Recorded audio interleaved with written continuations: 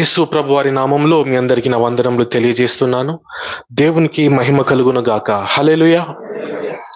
దేవుని యొక్క వాక్యములో నుండి కీర్తనల గ్రంథము మొదటి కీర్తన మొదటి 3 చరణములు మనం చదువుకుందాం. మొదటి కీర్తనలోని మొదటి 3 చరణములు మనం చదువుకుందాం. దుష్టుల ఆలోచన చొప్పున నడవక, పాపుల మార్గమున నిలవక, అపహాసకులు కూర్చుండు చోటను కూర్చుండక, యెహోవా ధర్మశాస్త్రమునందు ఆనందించుచు దీవారాత్రము దానిని ధ్యానించువాడు ధన్యుడు.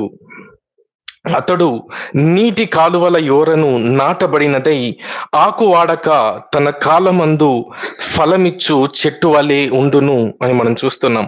ఈ యొక్క 3 చిహ్నాలను మనం మరలా మెల్లిగా మనం చదివినట్లయితే మొట్టమొదటిగా మనం చూస్తున్నాము, దుష్టుల ఆలోచన చొప్పున నడువక.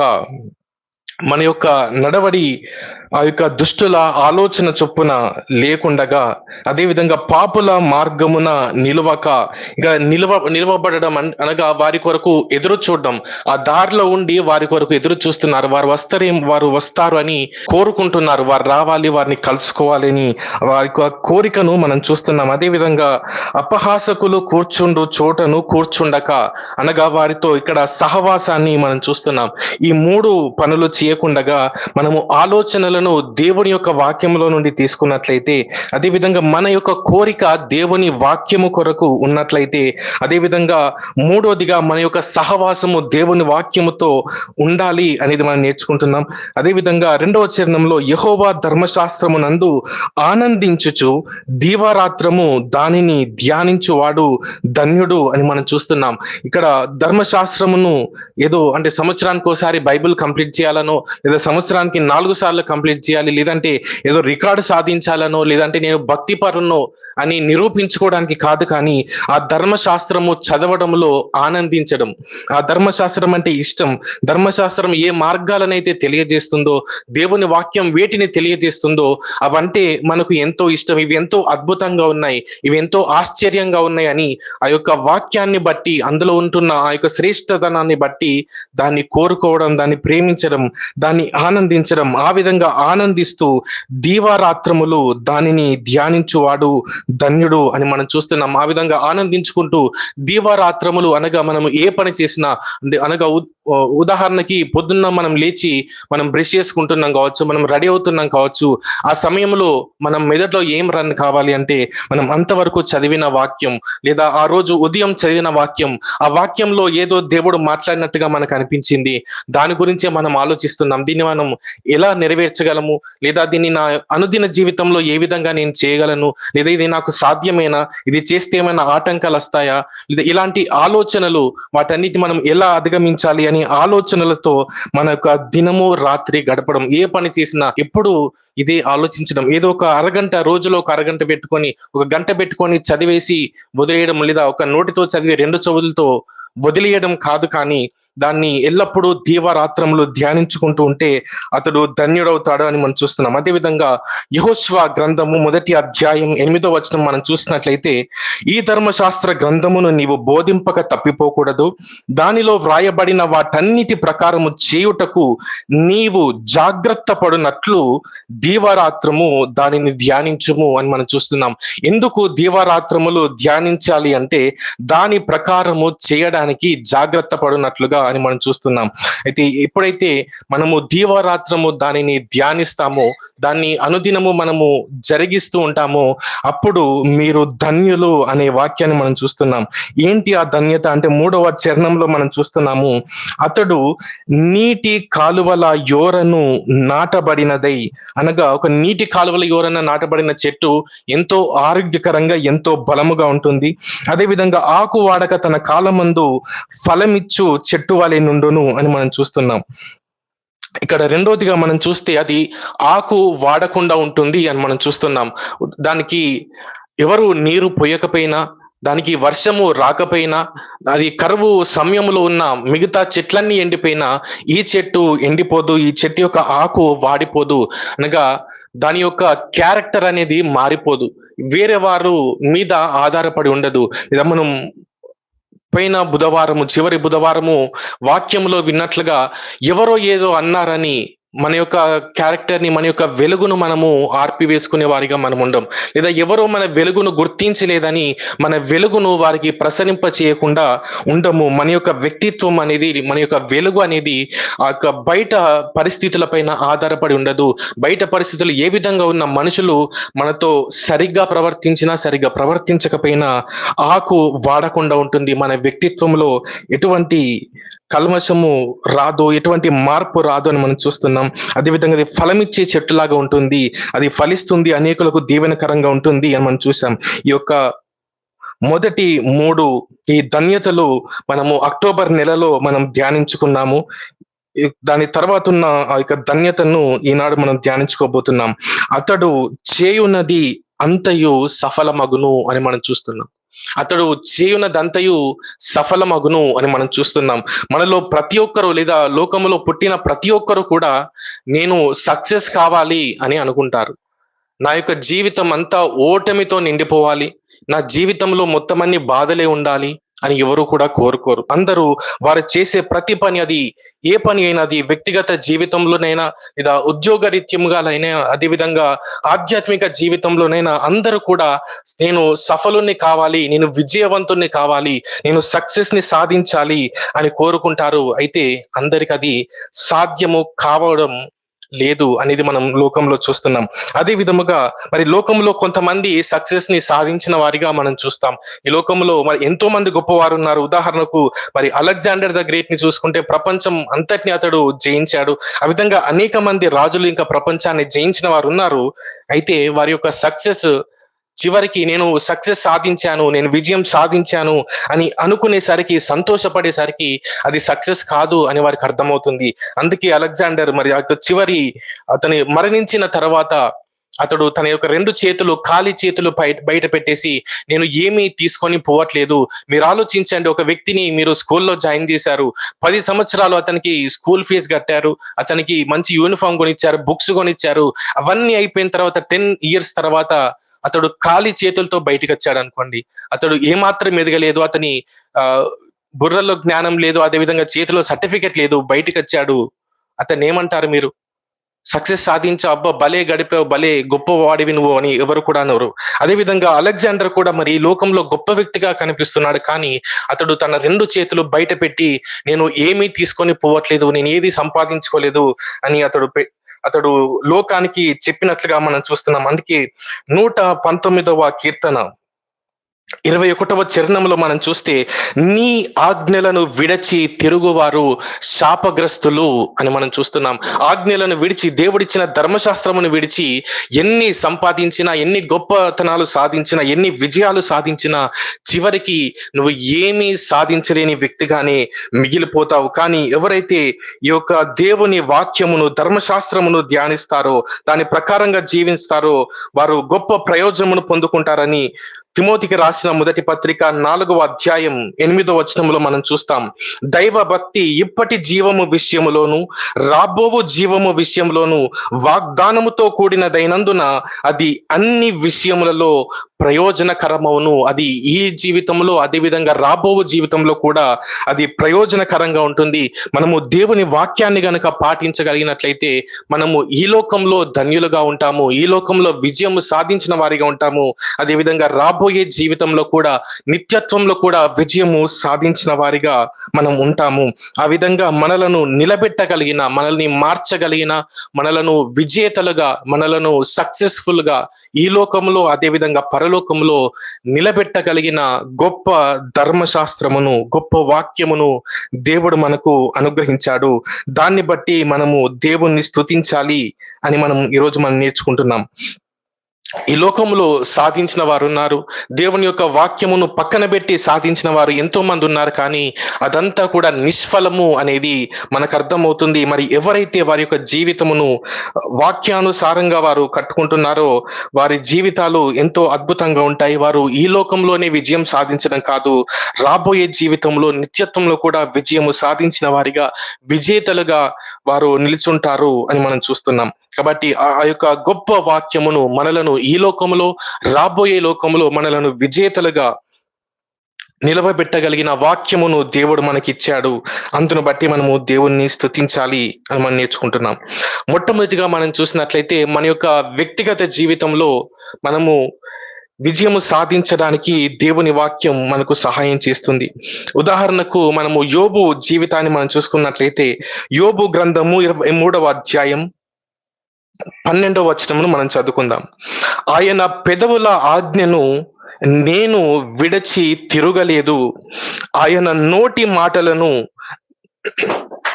నా అభిప్రాయము కంటే ఎక్కువగా ఎంచితిని అని మనం చూస్తున్నాం. ఇక్కడ యోబు అనే వ్యక్తిని మనం చూస్తున్నాము. అతడు ఎవరు అంటే అతడు దేవుని యొక్క ఆజ్ఞలను పాటించే వ్యక్తి. దేవుని యొక్క ఆజ్ఞలను తన యొక్క ఆలోచనల కంటే, తన యొక్క జ్ఞానము కంటే గొప్పగా ఎంచే వ్యక్తి అని మనం చూస్తున్నాం. రెండవ భాగంలో మనం చూస్తే ఆయన నోటి మాటలను అనగా దేవుని మాటలను నా అభిప్రాయము కంటే ఎక్కువగా ఎంచితిని అని మనం చూస్తున్నాం. అటువంటి వ్యక్తి ఇతను ఎవరు అంటే వాక్యం అనుసారంగా తన జీవితాన్ని కట్టుకున్న వ్యక్తిగా మనం చూస్తున్నాం. వాక్యాన్ని ధ్యానించే వ్యక్తి, లేదా ఆ కాలంలో గనక మనం వెళ్ళి చూసుకున్నట్లయితే అసలు ఆ వాక్యంలో ఈ విధంగా రాయబడిన దేవుని ధర్మశాస్త్రము లేదు. మరి అతడు ఎక్కడి నుండి పొందుకున్నాడు అంటే అతడు ఎంతో ఆశ కలిగి దేవుని కొరకు ఎదురు చూడడం బట్టి దేవుడే స్వయంగా అతనితో మాట్లాడాడు. దేవుడే తన యొక్క ఆజ్ఞలను తెలియజేశాడు. అంతేకాదు, ఇంకా ఇప్పటి వరకు కూడా సైన్స్ తెలుసుకోలేనివి అనేకమైనవి దేవుని యొద్ద నుండి డైరెక్ట్ గా తెలుసుకొని ఆ కాలంలోనే అతడు రాశాడు అని మనము దేవుని గ్రంథంలో మనం చూడవచ్చు. కాబట్టి యోబు భక్తుడు ఎక్కడ ధర్మశాస్త్రాన్ని ధ్యానించాడు అంటే ఈ విధంగా పుస్తకమును బైబిల్ని పట్టుకొని అతడు ధ్యానించలేదు, కానీ స్వయంగా దేవుని యొద్ద నుండే ఆజ్ఞలను విన్న వ్యక్తిగా ఉన్నాడు. వాటిని అనుసరించిన వ్యక్తిగా మనం చూస్తున్నాము. అతనికి కష్టకాలము వచ్చినప్పుడు తన యొక్క సొంత భార్య తనను ద్వేషించడం ప్రారంభించినట్లుగా వాక్యంలో మనం చూస్తాం. తన భార్యే తనను అసహించుకున్నట్లుగా మనం చూస్తాం. తన భార్య తన సాతానుకి అవకాశం ఇచ్చినట్లుగా, సాతాను చేతిలో ఏజెంట్ గా మారినట్లుగా మనం చూస్తాము. మరి సాతాను ఏది చేయాలి అని ఆశించాడో అదే మాటలను ఈ యొక్క భార్య కూడా మాట్లాడడం మనం చూస్తాము. కానీ ఆ విధంగా ఆమె వ్యతిరేకంగా మాట్లాడినప్పటికీ, ఆమె అసహించుకున్నప్పటికీ యోబు మాత్రం ప్రేమతోనే మెలిగినట్లుగా మనం చూస్తాము. ఆమెని ఎప్పుడు గౌరవించినట్లుగానే మనం చూస్తాము. లేదా ఇంకా మనము లోతులుగా వెళ్ళి చూస్తే యేసు ప్రభు యొక్క స్వారూప్యము అతనిలో మనకు కనిపిస్తుంది. మరి సంఘము ఏ విధంగా సరి అయిన స్థితిలో లేనప్పుడు దేవుడు సంఘాన్ని ప్రేమించి ఉన్నాడో అదే విధముగా తన యొక్క భార్య కూడా సరి అయిన పరిస్థితిలో లేనప్పుడు, సాతాను చేతిలో, సాతాను శోధనలో పడి ఉన్నప్పుడు మరి ఇతను కూడా ఆ విధంగా మాట్లాడలేదు. తన యొక్క భార్యను బట్టి ఇతడు ప్రతిస్పందన కలిగి ఉండలేదు, కానీ ఆజ్ఞల ప్రకారంగా జీవించాడు. ఒక ఆజ్ఞల ప్రకారం నేను మంచి భర్తగా నేను ఎలా ఉండాలి, ఒక భర్తగా నేను ఏ విధంగా మాట్లాడాలో అదే విధంగా యోబు గారు మాట్లాడినట్లుగా మనం చూస్తాం. అదే విధంగా యోబు తన భార్యను ప్రేమించినట్లుగా మనం చూస్తాం. తాను అసహించుకుంటుంది, తాను సాతాను యొక్క మాటలను పలుకుతుంది, కానీ ఇతడు మాత్రం గౌరవంగా ఆమెతో మాట్లాడినట్లుగా మనం చూస్తాం. ఆమెను ప్రేమించినట్లుగా మనం చూస్తాము. తద్వారా అతడు తన కుటుంబాన్ని కట్టుకోగలిగాడు. మరి తర్వాత దేవుడు మరలా దర్శించినప్పుడు, దేవుడు వారిని దీవించినప్పుడు ఆ భార్యతోనే మరలా అతడు జీవితాన్ని గడిపినట్లుగా, తననే ప్రేమించినట్లుగా, తనతోనే 10 మంది సంతానాన్ని కనినట్లుగా మనం చూస్తాము. తన యొక్క చివరి శ్వాస వరకు తనతోనే ఉన్నట్లుగా మనం చూస్తాము. కాబట్టి అతడు దేవుని మాటల ప్రకారం జీవించాడు, దేవుని ఆజ్ఞల ప్రకారం జీవించాడు. కాబట్టి ఒక మంచి యజమానునిగా, మంచి భర్తగా తన యొక్క కుటుంబాన్ని కట్టుకోగలిగాడు అని మనం చూస్తున్నాం. కాబట్టి మన యొక్క దేవుని వాక్యమును మనం ధ్యానించినప్పుడు, దేవుని యొక్క వాక్యానుసారంగా మనం జీవించినప్పుడు మన వ్యక్తిగత జీవితంలో మనము విజయాన్ని సాధించగలుగుతాం. అదేవిధంగా సుజాన్నా వెస్లీ అని మరి క్రైస్తవ ప్రపంచంలో చాలా మందికి ఆ యొక్క పేరు ఎంతో పరిచయం. ఎందుకంటే అంత గొప్ప తల్లిగా ఆమె పేరు తెచ్చుకుంది. ఎందుకు అంటే ఆమె అనుదినము వారి యొక్క పిల్లల కొరకు ప్రతిరోజు 1 గంట కేటాయించి వారి పిల్లల కొరకు ప్రార్థించేదిగా మనం చూస్తున్నాం. అదే విధముగా తనకు 10 మంది పిల్లలుంటే 10 మంది పిల్లలతో ప్రతి ఒక్కరితో ఒక్కొక్క గంట ప్రత్యేకంగా కేటాయించి వారందరితో మాట్లాడేదంట. అంటే ఒక వారములో ప్రతి ఒక్కరితో ఒక్కొక్క గంట పర్సనల్‌గా వారితో మాట్లాడుతూ వాక్యాన్ని బోధించేది. మీ వ్యక్తిగత జీవితం ఎలా ఉంది? మీరు స్కూల్‌కి వెళ్ళినప్పుడు మీ లైఫ్ ఎలా ఉంది? అక్కడ మీరు ఏ ప్రాబ్లమ్స్‌ని ఫేస్ చేస్తున్నారు? వాటన్నిటిని వాక్యము ద్వారా ఎలా ఎదుర్కోవాలో చిన్ననాటి నుండి ప్రతి గంట ప్రత్యేకించి వారికి నేర్పించే గొప్ప తల్లిగా మనం చూస్తున్నాం. కాబట్టి అందుకే మరి ఆ తల్లి పేరు ఇంకా మనం చెప్పుకుంటున్నాము. ఆ విధంగా గొప్ప తల్లిగా, మంచి తల్లిగా ఆమె పేరు తెచ్చుకున్నట్లు మనం చూస్తున్నాం. మరి వారి యొక్క పిల్లలు కూడా మరి అమెరికా దేశాన్ని, అదేవిధంగా ఇంగ్లాండ్ దేశాన్ని ఉజ్జీవింప చేయడానికి గొప్ప సాధనాలుగా దేవుని చేతిలో వాడబడ్డారు. అదేవిధంగా మరి చార్ల్స్ వెస్లీ అనే వారి యొక్క కుమారుడు సుమారుగా 6,000 పాటలు రాశాడు అని చరిత్రలో మనం చూస్తున్నాం. ఒక మంచి తల్లిగా ఆమె నిలవబడగలిగింది. ఎందుకు అంటే ఆమె ఈ ఆజ్ఞలను పాటించింది. లోకానుసారంగా ఆమె వెళ్ళలేదు, కానీ ఈ ఆజ్ఞలు పాటించినందుకు మంచి తల్లిగా నిలిచింది. తన యొక్క పిల్లలు దేశానికి, ప్రపంచానికి దీవెనకరంగా నిలబడగలిగారు. అదేవిధంగా మనము కూడా మన వ్యక్తిగత జీవితంలో మంచి తల్లిగా మనం ఉండాలి. మంచి తండ్రిగా నేను ఉండాలి.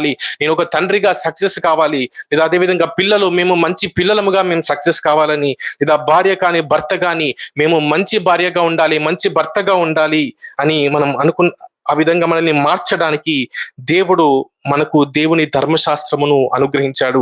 ఈ వాక్యాన్ని గనక మనం చదివినట్లయితే, వాక్యం నుండి మనం నేర్చుకుంటూ దాని ప్రకారం మనం జీవిస్తే మన వ్యక్తిగత జీవితంలో మనము సక్సెస్ఫుల్ గా మనం ఉంటాము.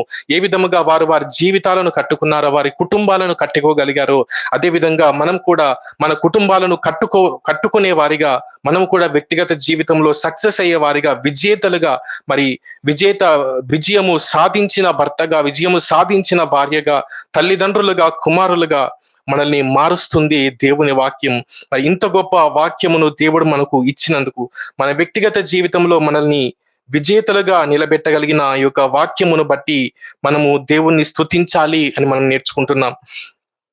అదే విధంగా మరి రూతు కూడా ఒక చక్కని కోడలుగా ఉన్నట్లుగా మనం చూస్తున్నాం. మరి తన యొక్క అత్త ఒక ముసలితనంలో ఉంది అని ఆమె నిస్వార్థమైన ప్రేమతో, ప్రేమ అనగా స్వార్థమును ఆలోచించుకొనదు, తన గురించి ఆలోచించుకోదు, కానీ ఇతరుల గురించి ఆలోచిస్తుంది. మరి రూతు కూడా అదే విధంగా ఆలోచించింది. అక్కడ గనక మనం చూసినట్లయితే ఇద్దరు కోడలు కానీ అత్త కానీ ఇద్దరు కూడా నిస్వార్థంగా ఆలోచించారు. ఇద్దరు ప్రేమను కనపరుచుకున్నారు. మరి నయోమి తన గురించి ఆలోచించుకొని కోడలను తనతో వెంట పెట్టుకొని వెళ్ళలేదు.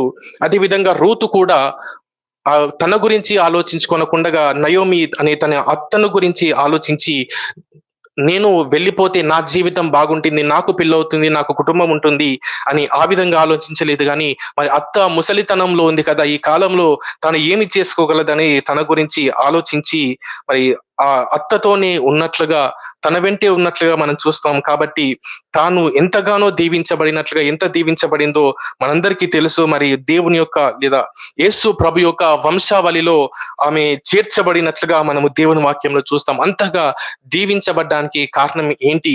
ఎందుకు వారు అంత గొప్పగా అయ్యారు అంటే, వారు ధర్మశాస్త్రమును పాటించినట్లుగా మనం చూస్తున్నాం. గలతీయులకు రాసిన పత్రిక 5వ అధ్యాయం 14వ వచనం మనం చూస్తే, ధర్మశాస్త్రం అంతయు నిన్ను వలె నీ పొరుగు వానిని ప్రేమించుము అను ఒక్క మాటలో సంపూర్ణమై ఉన్నది.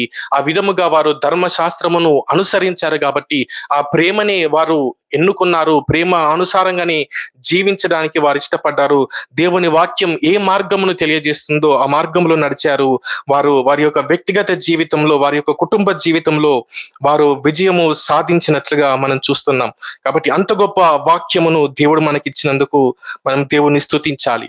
రెండోదిగా మనం చూసినట్లయితే, మనము మన వృత్తిపరమైన జీవితంలో కూడా దేవుని ధర్మశాస్త్రం అంటే మన యొక్క వ్యక్తిగతమైన వాటికే కాదు, మన యొక్క వృత్తిపరముగా కూడా, మనము ఏ వృత్తిలో ఉన్నా సరే, ఏ ఉద్యోగం మనం చేస్తున్నా సరే, అందులో కూడా మనలను సఫలులుగా, మనల్ని విజేతలుగా నిలవబెట్టగలిగింది దేవుడిచ్చిన వాక్యము. కాబట్టి ఆ వాక్యమును మనం సీరియస్ గా మనం తీసుకుంటే, వాక్యాన్ని దీవారాత్రము ధ్యానించి వాక్యము ప్రకారముగా మనం జీవిస్తే, మన వ్యక్తిగత జీవితంలోనే కాదు, మన యొక్క వృత్తిపరమైన జీవితంలో కూడా మనము విజయము సాధించగలము. మనము యెహోషువ గ్రంథము 1వ అధ్యాయం 5వ వచనం మనం చూస్తే, నీవు బ్రతుకు దినములన్నిటను ఏ మనుషుడును నీ ఎదుట నిలువలేకయుండును. నేను మోషేకు తోడై ఉండినట్లు నీకు తోడై ఉందును. అయితే నీవు నిబ్బరము కలిగి జాగ్రత్త పడి బహుధైర్యముగా నుండి నా సేవకుడైన మోషే నీకు ఆజ్ఞాపించిన ధర్మశాస్త్రం అంతటి చొప్పున చేయవలెను అని మనం చూస్తున్నాం. నీవు నడుచు ప్రతి మార్గమున చక్కగా ప్రవర్తించినట్లు నీవు దాని నుండి కుడికి గాని ఎడమకు గాని తొలగకూడదు అని మనం చూస్తున్నాం. ఇక్కడ దేవుడు గొప్ప వాగ్దానాన్ని ఇస్తున్నాడు. మరి ఇతడు తన యొక్క భవిష్యత్తులో ఎన్నో యుద్ధాలు జరిగించవలసి ఉంది, ఎన్నో రాజ్యాలను జయించవలసి ఉంది. అటువంటి వ్యక్తికి దేవుడు వాగ్దానం ఇస్తున్నాడు, ఇదిగో నీవు బ్రతుకు దినములన్నిటను ఏ మనుషుడు కూడా నీ ఎదుట నిలవబడలేడు. ఎందుకు అంటే, లేదా ఎప్పుడు ఆ విధంగా జరుగుతుందంటే, ఇదిగో నేను మోషేకు తోడు ఉన్నట్టు నీకు కూడా తోడే ఉంటాను, నేనే నీకు తోడుగా ఉండి కార్యాలన్నింటినీ జరిగిస్తానని చెప్తూ, మరి ఎందుకు ఆ విధంగా దేవుడు చేస్తాడు అంటే, నా సేవకుడైన మోషే నీకు ఆజ్ఞాపించిన ధర్మశాస్త్రం అంతటి చొప్పున చేయవలెను. నీవు ఈ వాక్యాన్ని గైకొనడానికి ఆలోచించుకో. నీ జ్ఞానమంతటిని, నీ బలమంతటిని దేవుని యొక్క ఆజ్ఞలను పాటించడానికి నువ్వు చూసుకో. దాని నుండి కుడికి గాని ఎడమకు గాని మళ్ళకు నీవు దీనిని పాటించు. నీ ముంగట ఎవరు నిలబడలేకుండా నేను చేస్తాను. ఏ సవాళ్ళైతే నీ ముందున్నాయో వాటన్నిటిని నేను చూసుకుంటాను అని దేవుడు వాగ్దానము చేసినట్లుగా మనం చూస్తాం. మరి వాగ్దానము చేసినట్లుగానే మరి తన జీవితంలో అనేక సవాళ్లను సాధారణంగా ఏ ఒక్కరు కూడా సాధించలేని వాటిని యెహోషువ భక్తుడు సాధించినట్లుగా మనం చూస్తాం. మరి అతడు పారుతున్న నదిని చీల్చినట్లుగా మనం చూస్తాం. ఎంతో తీవ్రతతో ఆ నది ప్రవహిస్తుంది. మరి 6 లక్షల మంది అంతమందిని పట్టుకొని ఆ నది దాటాలంటే అది సాధ్యమయ్యే పని కాదు. అక్కడ చిన్న చిన్న గొర్రెలు ఉండవచ్చు, చిన్న జంతువులు ఉండవచ్చు, పిల్ల జంతువులు, అదేవిధంగా చిన్న చిన్న పిల్లలు ఉన్నారు, వృద్ధాప్యంలో ఉన్నవారు ఉన్నారు. వారందరినీ పట్టుకొని వడిగా ప్రవహించే నదిలో దాటాలి అంటే అది అస్సలు సాధ్యమైన పని కాదు. అది బలవంతులు కూడా కొట్టుకొని పోయేంత నది ప్రవాహాలను మనము చూస్తూ ఉంటాము. అయితే అలాంటి గొప్ప నదిని ఏ విధంగా దాటగలిగాడు? జ్ఞానముతో ఆలోచిస్తే ఇప్పుడు ఎన్ని పడవలు తయారు చేయాలి వారందరి కొరకు, ఎన్ని కర్రలు కొట్టాలి, అన్ని కర్రలు ఎక్కడ దొరుకుతాయి, అంత సమయం ఎక్కడిది వారికి. అయితే వాటన్నిటిని ఏ విధంగా జయించాడు? ఇతడు భక్తుడు దేవుని ఆజ్ఞలు పాటించడానికి చూసుకుంటున్నాడు. దేవుడు తన మార్గాన్ని సరళం చేస్తున్నాడు. ఆ యొక్క నదిని ఆపివేసి వాటిని దాటినట్లుగా మనం చూస్తాము. అదే విధంగా మరి ఎరుకో గోడలు, ఆనాడు ఎరుకో గోడల్ని కూలగొట్టే టెక్నాలజీ లేదు. మరి ఏ విధంగా సాధ్యం అంటే, అతడు ఏమి చేయలేదు, అతడు ఆజ్ఞల ప్రకారంగా జీవించాడు. దేవుడు ఆ గోడలను కూలగొట్టినట్లుగా మనం చూస్తాం. అదే విధముగా తన జీవితంలో 31 రాజులను అనగా 31 రాజ్యములను యెహోషువ భక్తుడు జయించినట్లుగా మనం చూస్తాం. అదే విధంగా ఒకసారి మరి ఎంతమంది రాజులు వచ్చినా ఇతనికి నిలబడలేకపోతున్నారని శత్రువులు 5 రాజ్యాలు, అతడు ఒక్కొక్కరిని అందరినీ జయిస్తున్నాడు కాబట్టి మనం ఒక్కొక్కరిగా కాదు, అతడు రాకముందే మనమే 5గురం కలిసి అటాక్ చేద్దామని 5 రాజ్యాలు వచ్చినప్పుడు కూడా అతడు విజయం సాధించాడు. ఎందుకు అంటే అతడు దేవుని ఆజ్ఞలు పాటించాడు. అప్పుడు దేవుడు తన ముందున్న మార్గమును సరళం చేసినట్లుగా, తన శత్రువులను తనకు అప్పగించినట్లుగా, తనకు ఎదురైన ప్రతి సవాళ్ళను కూడా అతడు జయించగలిగినట్లుగా మరి దేవుడు చేశాడు అని మనం చూస్తున్నాం. ఈ యొక్క సీక్రెట్ అంతా ఎక్కడుంది అంటే, ఇదిగో ఈ ధర్మశాస్త్రంలో ఉంది. ఆ గోడల్ని పగలగొట్టాలి అంటే మరి ఏమి చేయాలి అంటే, ఇదిగో ఈ ధర్మశాస్త్రమును పాటించు. నీ ఎదురుగా ఉన్న సవాళ్లను మనము జయించగలుగుతాము. అవి అసాధ్యమైనవైనా సరే, అవి లోకములో ఉన్న వారికి, లోకములో ఉన్న సైన్స్ కి అది అసాధ్యమైన, అది దేవుని భక్తులు వాక్యాన్ని పాటించడం ద్వారా జరిగించగలరు అని దేవుని వాక్యంలో మనం చూస్తున్నాం. అదేవిధంగా దానియేలు జీవితంలో కూడా మరి దానియేలు ఎంతగానో దేవుని యొక్క వాక్యాన్ని చదివే వ్యక్తి, ధ్యానించే వ్యక్తిగా మనం చూస్తాం. దానియేలు గ్రంథం 9వ అధ్యాయం 2వ వచనంలో చూస్తే, అతని ఏలుబడిలో మొదటి సంవత్సరమందు దానియేలను నేను యెహోవా తన ప్రవక్తయగు యెర్మీయాకు సెలవిచ్చి తెలియజేసినట్లు యెరూషలేము పాడుగా ఉండవలసిన 70 సంవత్సరములు సంపూర్తి అవుచున్నవని గ్రంథముల వలన గ్రహించి తిని అని మనం చూస్తున్నాం. ఇక్కడ దానియేలు సమయంలో ఈ విధంగా వాక్యము, ఈ విధంగా పాత నిబంధన మొత్తము కంపైల్ అయ్యి లేదు. ఇదంతా ఒక పుస్తకముగా, ఒక గ్రంథముగా లేదు. మరి యెర్మీయా ప్రవక్త యొక్క జీవితంలో మనం చూస్తే ఇతడు దేవుని ప్రవక్త కాదు అని తన సొంత ప్రజలే హింసించినట్లుగా మనం చూస్తాం. రాజు కూడా అతన్ని చెరసాల్లో వేసి బంధించినట్లుగా మనం చూస్తాం. కానీ దానియేలు దేవుని వాక్యాన్ని ధ్యానించేవాడు కాబట్టి యెర్మీయా పలుకుతుంది దేవుని మాటలు అని గ్రహించగలిగాడు. కాబట్టి అతడు ఎంత ధ్యానించాడు, ఎంతగా చదివాడు అంటే, ఇదిగో ఇది వాక్యంలో ఉంది, లేదు అనేది కాదు కానీ, ఆ మాటలను విని, ఆ ప్రవక్తను చూసినప్పుడు, ఇతడు నిజముగా దేవుని చేత ఏర్పాటు చేయబడిన ప్రవక్త, ఈ యొక్క మాటలు సత్యమైనవి అని గ్రహించగలిగాడు. ఆ గ్రంథాలను తెప్పించుకున్నాడు, వాటిని చదువుతున్నాడు, వాటిని ధ్యానిస్తున్నాడు అని దానియేలు గ్రంథం 9వ అధ్యాయం 2వ వచనంలో మనకు అర్థమవుతుంది. అతడు చదివిన వాక్యము యిర్మీయా గ్రంథం 25వ అధ్యాయం 11, 12 వచనాల్లో ఉంటుంది. అదేవిధంగా యిర్మీయా గ్రంథం 29వ అధ్యాయం 10వ వచనంలో ఉంటాయి. ఈ యొక్క వచనంలో ఉన్న వాక్యములను అతడు చదివి గ్రహించినట్లుగా మనం దేవుని వాక్యంలో చూస్తున్నాం. అదేవిధంగా దానియేలు గ్రంథం 1వ అధ్యాయం 8వ వచనంలో తాను అపవిత్రుడు కాకుండానట్లు వాటిని పుచ్చుకొనకుండా సెలవిమ్మని నపుంసకుల అధిపతిని వేడుకొనగా అని మనం చూస్తున్నాం. ఇక్కడ దానియేలు ఏమి చేస్తున్నాడంటే, తను ఆజ్ఞల ప్రకారంగా జీవించడానికి తన సాయి శక్తుల ప్రయత్నిస్తున్నట్లుగా మనం చూస్తున్నాం. అతడు వేడుకుంటున్నాడు. మన ఒక అధికారిని ఈ ఇండియాలోనే మనం చూసుకుంటే, మన దేశంలో స్వతంత్రులుగా మనము అధిపతి యొద్దకు వెళ్ళి ఉన్న రూల్ కాకుండా మన కోసం కొంచెం వెసులుబాటు కావాలంటే అది ఎంతో కష్టం. మరి అతడు బానిసగా ఉండి అది అధిపతిని వేడుకుంటున్నట్లుగా మనం చూసాం. అడగలేదు, అక్కడ వేడుకుంటున్నాడు. ఎందుకు అంటే, నేను ధర్మశాస్త్రం నుండి తొలగిపోను, నేను ధర్మశాస్త్ర ప్రకారంగా నేను జీవిస్తాను. అది యెరూషలేములో ఉన్న, ఇతరుల దేశంలో ఉన్న, స్వతంత్రుడుగా ఉన్న, బానిసగా ఉన్న నేను ధర్మశాస్త్రాన్ని పాటిస్తాను అనే నిశ్చయతను కలిగినట్లుగా మనం చూస్తాం. అదేవిధంగా 6వ అధ్యాయం 10వ వచనంలో అతడు ఎప్పటి వలనే యథాప్రకారముగా అనుదినము ముమ్మారు మోకాళ్ళుని అతడు ప్రార్థన చేసినట్లుగా మనం చూస్తున్నాం. అతడు ఎందుకు ప్రార్థన చేశాడు ఆ విధంగా అంటే, రాజుల మొదటి గ్రంథం 8వ అధ్యాయం 33, 34 వచనములలో మనం చూస్తే, అక్కడ సొలొమోను భక్తుడు ఆ యొక్క మందిరమును కట్టించినప్పుడు అక్కడ ప్రార్థన చేశాడు.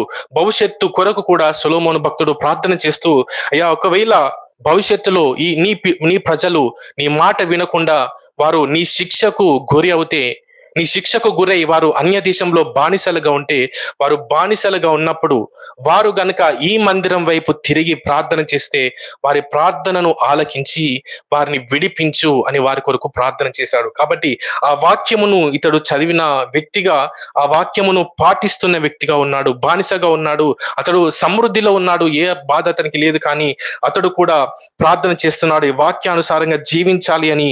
మరి వాక్యానుసారంగా జీవిస్తే చంపుతామని ఆజ్ఞ ఇచ్చినా కూడా వాక్యానుసారంగా జీవించాడు.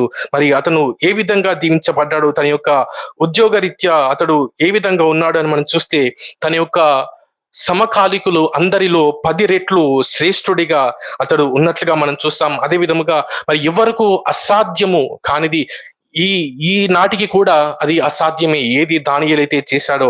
ఆ విధంగా రాజు మర్చిపోయిన కళను చెప్పడం కానీ, అదే విధంగా మెనే టెకేలు ఫారిసిన్ అనే పదానికి అర్థం చెప్పడం కానీ, ఈ విధంగా గొప్ప కార్యాలు జరిగించాడు. ఎవరు కూడా చేయలేనటువంటి కార్యాలు జరిగించాడు. ప్రతి రాజు చేత, నెబుకద్నెజరు చేత, అదే విధంగా బెల్షజరు చేత, అదే విధంగా దర్యావేషు రాజు చేత రాజ్యాలు మారిపోయాయి, రాజులు మారారు, కానీ ఇతని స్థానం ఎక్కడ కూడా తగ్గిపోలేదు, అంతకంతకు పెరుగుతూనే వస్తుంది. కారణం ఏంటి అంటే, అతడు ఒక్క విషయంలో సరిగ్గా ఉన్నాడు. ఏంటి అంటే, ధర్మశాస్త్ర ప్రకారంగా నేను జీవిస్తున్నానా లేదా, ధర్మశాస్త్రంలో ఉన్న ఆజ్ఞలన్నిటిని నేను పాటిస్తాను అని అతడు వాటన్నిటి ప్రకారం పాటిస్తున్నాడు. వాటిని పాటించినప్పుడు ఆ యొక్క దేవుని వాక్యంలో ఉన్న ఆ ధన్యతలు అతనికి అనుగ్రహించబడ్డాయి. అతడు ధన్యుడుగా ఉన్నాడు. అతడు ఏది చేసినా కూడా సక్సెస్ అయినట్లుగా మనం చూస్తున్నాం. తన వృత్తి జీవితంలో అతడు విజయవంతునిగా నిలబడినట్లుగా మనం చూస్తున్నాం. కాబట్టి మన యొక్క వృత్తి జీవితంలో కూడా మనల్ని విజేతలుగా నిలబెట్టగలిగినది ఈ యొక్క దేవుని వాక్యమే. ఆ వాక్యాన్ని దేవుడు మనకి ఇచ్చినందుకు మనము దేవుణ్ణి స్తుతించాలి అని మనం నేర్చుకుంటున్నాం. మూడోదిగా మనం చూసినట్లయితే, మన ఆధ్యాత్మిక జీవితంలో కూడా మనం ఇక్కడ సాధించి మన ఆధ్యాత్మిక జీవితంలో ఓడిపోతే అందులో లాభమే లేదు. కాబట్టి మన ఆధ్యాత్మిక జీవితంలో కూడా మనలను విజేతలుగా నిలబెట్టగలిగింది దేవుని యొక్క ధర్మశాస్త్రమే, దేవుని యొక్క వాక్యమే. ఎఫెసీయులకు రాసిన పత్రిక 6వ అధ్యాయం 17వ వచనం మనం చూస్తే, మరియు రక్షణయను శిరస్త్రాణమును దేవుని వాక్యమును ఆత్మ ఖడ్గమును ధరించుకొనుడి అని మనం చూస్తున్నాం. ఇక్కడ దేవుని వాక్యము ఖడ్గములాగా మనకు కనిపిస్తుంది. మనం ఆధ్యాత్మిక జీవితంలో మనల్ని ఎదుర్కోవడానికి సాతానుడున్నాడు. సాతాను యొక్క శోధనలు ఉన్నాయి. సాతానుడు అబద్ధికుడు. మరి వాని యొక్క శోధనలు అన్ని కూడా కల్పితమైనవే. అయితే వాటన్నిటిని మనం ఏ విధంగా జయించాలి? మనకంటే గొప్పవాడు, మనకంటే అనుభవం ఉన్నవాడు, మరి ఏ విధంగా అతన్ని జయించాలి అంటే ఇదిగో దేవుని యొక్క వాక్యము ఆత్మ ఖడ్గముగా పనిచేస్తుంది అని మనం చూస్తున్నాం. మరి యేసు ప్రభువారు దేవుని కుమారునిగా మరి ఈ లోకములో యేసు ప్రభువారు ఈ యొక్క వాక్యాన్ని ఉపయోగించినట్లుగా మనం చూస్తున్నాం. మరి యేసు ప్రభు ఎంతో గొప్ప జ్ఞానము కలిగినట్లుగా మనం చూస్తున్నాము. అయితే మరి దేన్ని వాడాడు యేసు ప్రభు వారు? అంత గొప్ప జ్ఞాని దేవుని కుమారుడు ఏం చేసి ఈ శోధనలన్నిటినీ జయించాడు? మరి ఏ శత్రువులు ఎవరు కూడా ఒక లోపాన్ని కూడా చూపించలేకపోయారు. అంతగా ఏ విధంగా జీవించగలిగాడు? ఏ విధంగా సాతానుని చితకద్రొక్కగలిగాడు? ఏ విధంగా జయించాడు అంటే ఈ వాక్యమును ఉపయోగించి మత్తయి సువార్త 4వ అధ్యాయం 4వ వచనంలో చూస్తే అక్కడ యేసు ప్రభు మాట్లాడుతూ, మనుష్యుడు రొట్టె వలన మాత్రము కాదు కానీ దేవుని నోట నుండి వచ్చు ప్రతి మాట వలనను జీవించును అని మనం చూస్తున్నాం. దీన్ని మనము ద్వితీయోపదేశ కాండము 8వ అధ్యాయం 3వ వచనంలో మనం చూడగలుగుతాం. ఆహారము వలననే గాక యెహోవా సెలవిచ్చిన ప్రతి మాట వలన నరులు బ్రతుకుదురు అని ధర్మశాస్త్రములో వ్రాయబడి ఉంది. దానిని యేసు ప్రభు వారు చదివి యేసు ప్రభు వారు శోధనలకు గురి అయినప్పుడు ఆ వాక్యమును, ఏ వాక్యమునైతే మనము చేతిలో పట్టుకున్నామో ఆ వాక్యములో నుండి యేసు ప్రభు వారు ఆ శోధనలను జయించినట్లుగా మనం చూస్తున్నాం. అదేవిధంగా 4వ అధ్యాయం మత్తయి సువార్త 4:7లో మనం చూస్తే అందుకు యేసు, ప్రభువైన నీ దేవుని నీవు శోధింపవలదని మరి ఒక చోట వ్రాయబడి ఉన్నదని వానితో చెప్పాను అని మనం చూస్తున్నాం. ద్వితీయోపదేశ కాండం 6వ అధ్యాయం 16వ వచనంలో మనం చూస్తే, మీరు మస్సాలో మీ దేవుడైన యెహోవాను శోధించినట్లు ఆయనను శోధించకూడదు. దేవుణ్ణి శోధించకూడదు అనేది ఆల్రెడీ ఈ గ్రంథంలో రాయబడి ఉంది. దానినే వాడి యేసు ప్రభు విజయం సాధించినట్లుగా మనం చూస్తున్నాము. అదేవిధంగా 3వ శోధన మనం చూసినట్లయితే యేసు ప్రభు వారు మాట్లాడుతూ యేసు వానితో, సాతానా పొమ్ము, ప్రభువైన నీ దేవునికి మ్రొక్కి ఆయనను మాత్రము సేవింపవలెను అని వ్రాయబడి ఉన్నదనెను అనేది మత్తయి సువార్త 4:10లో మనం చూస్తున్నాము. మనము ద్వితీయోపదేశ కాండము 6వ అధ్యాయం 13వ వచనంలో చూస్తే, నీ దేవుడైన యెహోవాకు భయపడి ఆయనను సేవించవలెను అనే వాక్యాన్ని అక్కడ మనం చూస్తాం. యేసు ప్రభువారు శోధనలను అన్నిటినీ జయించాడు. మరి సాతాను తన యొక్క కర్మాగారంలో ఎన్ని ఆయుధాలు ఉన్నాయో అన్నిటినీ వాడాడు. అన్నిట్లలో యేసు ప్రభువారు జయించారు. ఏ విధంగా జయించారంటే ఆల్రెడీ ఏ వాక్యాలు అయితే ఈ ధర్మశాస్త్రంలో రాయబడి ఉన్నాయో వాటిని ఉపయోగించే ప్రతి శోధనను జయించగలిగాడు. కాబట్టి అదే విధంగా మనము కూడా ఈ యొక్క ధర్మశాస్త్రానుసారంగా మనం జీవిస్తే, ఈ ధర్మశాస్త్రాన్ని మనము దీవారాత్రంలో ధ్యానిస్తే మనము ప్రతి విధమైన శోధనలను మనము జయించగలుగుతాము అని మనం చూస్తున్నాం. మరి అపవాది ఎవరు అంటే అతడు అబద్ధికుడిగా యోహాను రాసిన సువార్త 8వ అధ్యాయం 44వ వచనంలో మనం చూస్తాం. వాని యందు సత్యమే లేదు, వాడు అబద్ధమాడినప్పుడు తన స్వభావము అనుసరించి మాట్లాడును. అనగా వాడు అబద్ధం చెప్పడానికి కష్టపడడు. అది బై డిఫాల్ట్ అతనిలో ఉంది అన్నమాట. అబద్ధం ఆడే వ్యక్తిత్వం. ఆ విధంగా అతడు అబద్ధం ఆడే వ్యక్తి. మరి అబద్ధం ఆడే వ్యక్తిని మనం ఏ విధంగా జయించగలమంటే ఈ యొక్క వాక్యము ద్వారానే. యోహాను రాసిన సువార్త 17వ అధ్యాయం 17వ వచనంలో మనం చూస్తే, నీ వాక్యమే సత్యము. అబద్ధాన్ని జయించడానికి సత్యము కంటే గొప్ప ఆయుధము ఏది లేదు, ఇంకేది కూడా అవసరం లేదు. అదేవిధంగా కీర్తనలు 119వ కీర్తన 142వ వచనంలో మనం చూస్తే, నీ ధర్మశాస్త్రము కేవలము సత్యము. అనగా అందులో సత్యము మాత్రమే ఉంది, ఇంకేమీ లేదు. అది కేవలము సత్యమైంది అని మనం చూస్తున్నాం. అదేవిధంగా అదే 119 కీర్తన 160వ చరణములో, నీ వాక్య సారాంశము సత్యము. ఈ వాక్యాన్ని సారాంశము సత్యము. ఈ సత్యము ద్వారా అబద్ధికుని యొక్క శోధనలను అన్నిటినీ మనము జయించి మనము విజేతలుగా మనము నిలబడగలుగుతాము. ఆ విధంగా మనకు గొప్ప శక్తిని ఇవ్వగలిగినది దేవుని వాక్యం. ఆ విధంగా విజేతలుగా మనలను నిలవబెట్టగలిగినది దేవుని వాక్యం. ఈ వాక్యాన్ని మనం చదవడం మాత్రమే కాదు, కానీ మనం వాక్యాన్ని చదువుతున్నప్పుడు, ధ్యానిస్తున్నప్పుడు దేవుడే మనతో మాట్లాడడం ప్రారంభిస్తాడు. దేవుడు మనకు కేవలం ఏది సరైంది కాదు తెలియచేయడం మాత్రమే కాదు, వాక్యములో శక్తి ఉంది.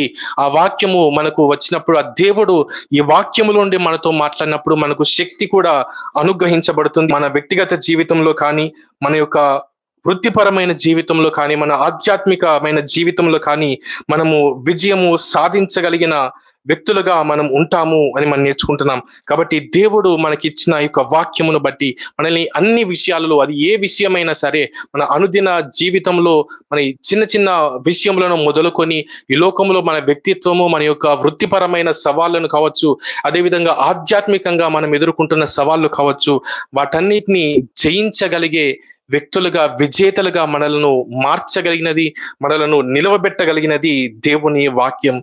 ఆ యొక్క వాక్యమును దేవుడు మనకు అనుగ్రహించినందుకు మనము దేవుని స్తుతించాలి అని మనం నేర్చుకుంటున్నాం. దేవుడి వాక్యమును దీవించును గాక. ప్రార్థన చేసుకుందాం.